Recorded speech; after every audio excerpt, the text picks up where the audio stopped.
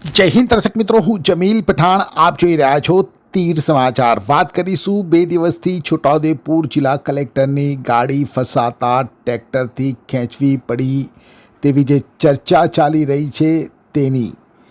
જી હા, 24મી એપ્રિલના રોજ સોશિયલ મીડિયા સહિત મીડિયામાં એક સમાચાર ચર્ચાનો વિષય બન્યા.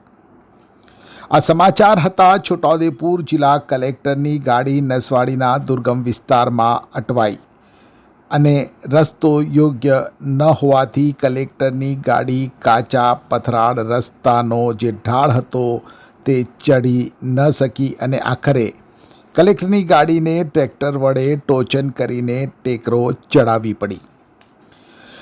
જોકે કલેક્ટરની ગાડી સાથે અન્ય 4 ગાડીઓ બીજી પણ હતી, પરંતુ માત્ર કલેક્ટરની પેટ્રોલ ઇનોવા કાર કે જેમાં કલેક્ટર અનિલ ધામેલિયા અને જિલ્લા વિકાસ અધિકારી સચિન કુમાર બેઠેલા હતા એ જ ગાડી ઢાળ ચઢી ન શકી અને કલેક્ટર અને ડીડીઓએ ચાલીને લાંબુ અંતર કાપવું પડ્યું.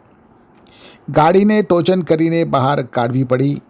આ ઘટના બની હતી છોટાઉદેપુર જિલ્લાના નસવાડી તાલુકામાં. નસવાડી તાલુકાના 71 જેટલા ગામોને પીવાનું શુદ્ધ પાણી મળી રહે તે માટેની જે કુપ્પા પાણી પુરવઠાની યોજના કે જે પ્રગતિમાં છે, ત્યારે આ યોજનાની કામગીરીના નિરીક્ષણની સાથે સ્થાનિકો સાથે સંકલન કરવાના હેતુસર જિલ્લા કલેક્ટર અનિલ ધામેલિયા, જિલ્લા વિકાસ અધિકારી સચિન કુમાર સહિત સંબંધિત વિભાગના અધિકારીઓ 23મી તારીખે સાંજના યોજના સ્થળ ઉપર પહોંચ્યા હતા.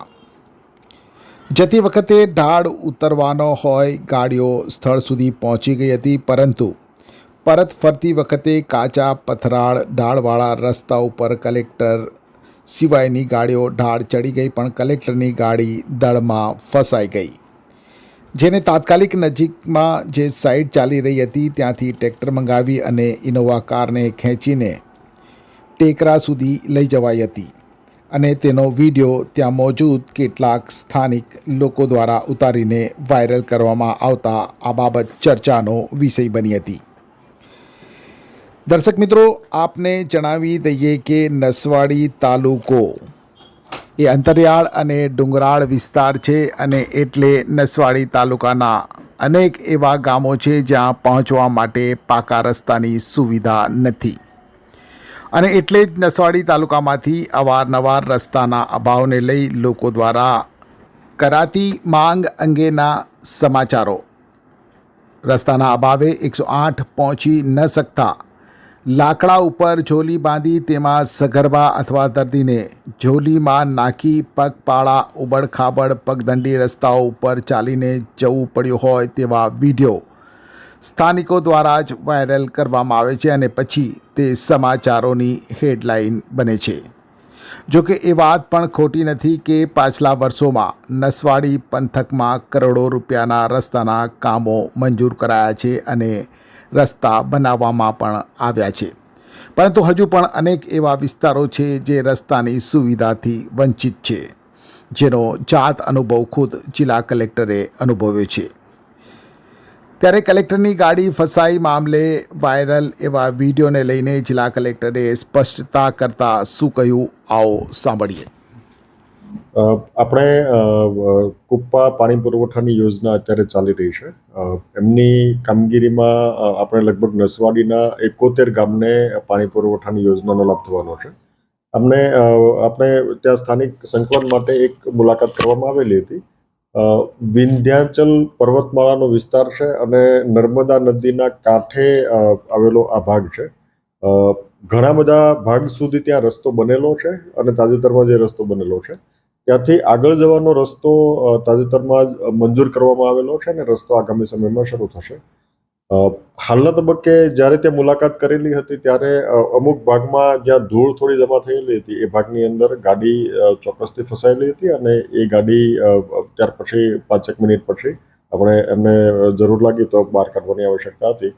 પણ બેસિકલી ત્યાં પાણી પુરવઠાનો જે યોજના છે એમને ખૂબ એડવાન્સ તબક્કામાં છે પીવાના પાણીની પ્રક્રિયા તાત્કાલિક પૂરી થાય એ દિશામાં અમારા પ્રયત્નો છે અને તાત્કાલિક પીવાનું પાણી આજુબાજુના ગામમાં મળે એ દિશામાં અમે પ્રયત્નશીલ છીએ. ત્યારે કલેક્ટરની ગાડી ફસાતા આ જે મામલો છે ચર્ચાનો વિષય બન્યો અને આ ચર્ચાનો વિષય બનતા નસવાડી પંથકના એક સ્થાનિકે પોતાની પ્રતિક્રિયા આપી છે.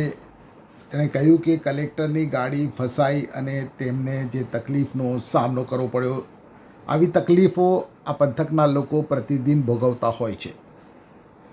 પોતાની હૈયા વરાળ ઠાલવતા તેમણે શું કહ્યું, આવો સાંભળીએ.